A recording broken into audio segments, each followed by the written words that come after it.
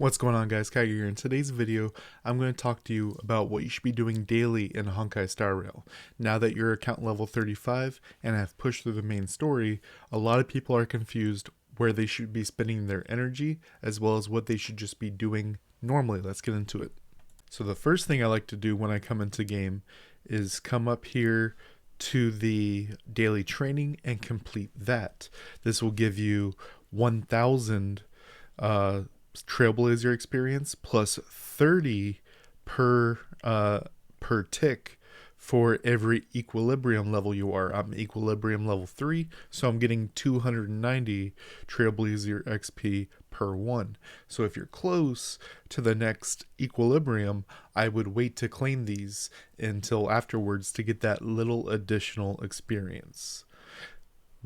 One thing it'll ask you to do is a green mission that will pop up here. I already did mine for today, but that will be your daily mission, is a green mission that will pop up in your missions tab. Then there's two things I like to keep track of. One is obviously my Trailblazer energy up at the top right, but the other is over here, assignments. I've been sending people over for the character materials mostly, just to get everything so I can raise all the characters so I can try them out to show off to you all. But some people do like to get the XP materials and credits. I don't really see much use to getting the synthesis, seeing as we can get those from breaking objects in the open world. Now, to talk to you about the energy, one thing that is very nice is you see I have the 120. What I can do is if I have a bad day and I can't really log on to play, you can stack up some energy in the emulsifiers. This emulsifiers are good for 40 energy, but can only be used simulated universe. That's fine, because that's where I suggest you use a lot of your energy, and I'll explain why. Now, for energy refreshes, this is not pay to win, because there's only everyone can get 8 per day from here. Sure, the people who are paying will be able to do this more often. The free-to-play players right now will be able to do it for a while, but they're going to eventually run out of Stellar Jade, and this is where the paid thing comes in. Fuel you should be saving for events when they pop up that will give you bonuses when you use energy. Now, as far as where you should be using your energy, the first thing you want to be doing is your Echoes of War. You get 3 attempts per week. This is the first priority on your list. Next would be you don't use energy for Forgotten Halls. You never farm Cavern of Corrosion. I will explain why in a second. Stagnant Shadows, use these to upgrade your units until they are at the appropriate tier. So level 6, level 50, level 60, whatever your maximum is. Don't worry about all the characters. Focus on 4 to 6 main units that you really want to work on and power up. The same would be said for the trace materials. Need to power those up so you can get your traces going, because traces actually enhance your unit's power by quite a margin. Now, once you're in a position like I am, which I'm above level 45, above 40, I'm currently at Trailblazer 45, but where you should be using your energy at that point, because all my units are at 60, all my units have their trace materials and ascension done, you want to be using all of it in simulated universe. Now, just because there's 6 worlds does not mean you should be throwing all of it into world 6. What is interesting is you will unlock level 2s of the universes, which will unlock level 5 gear that will be important. This will also drop more items for upgrading your units, so you won't have to farm them that way.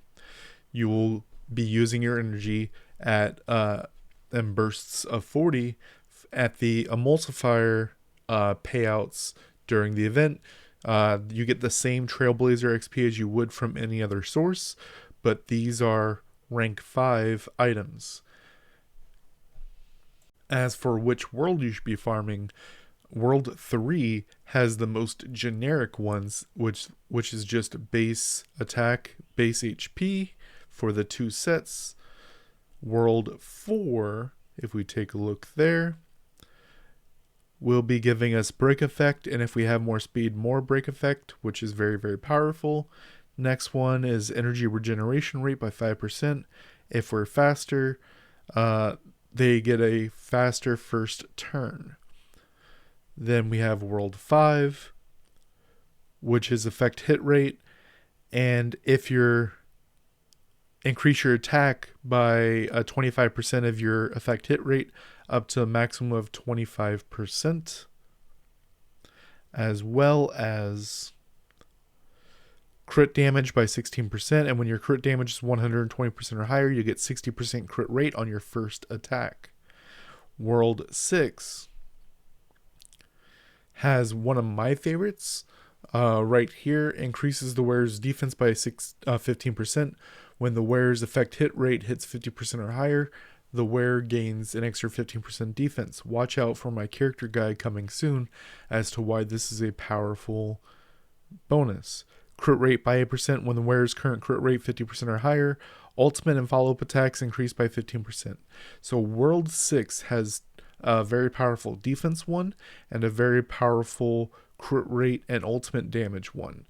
But for the most generic one is World 3, which will be powerful for most units, where attack and HP are very useful for everybody. Now, the last thing I wanted to touch on was breakable objects and monsters in the open world. Breakable objects will be replenished every day, which will give you ingredients for crafting as well as money. Monsters will regenerate once per day as well, allowing you to kill them every single day to give you upgrade materials for your summoner, for your creature's level, your light cone level, as well as their traces and relic increases. I will have a efficient walkthrough of how to do it in my Discord link down below, so you can be maximizing your daily gains so you don't have to use any Trailblazer energy for credits, for creature XP or light cone XP.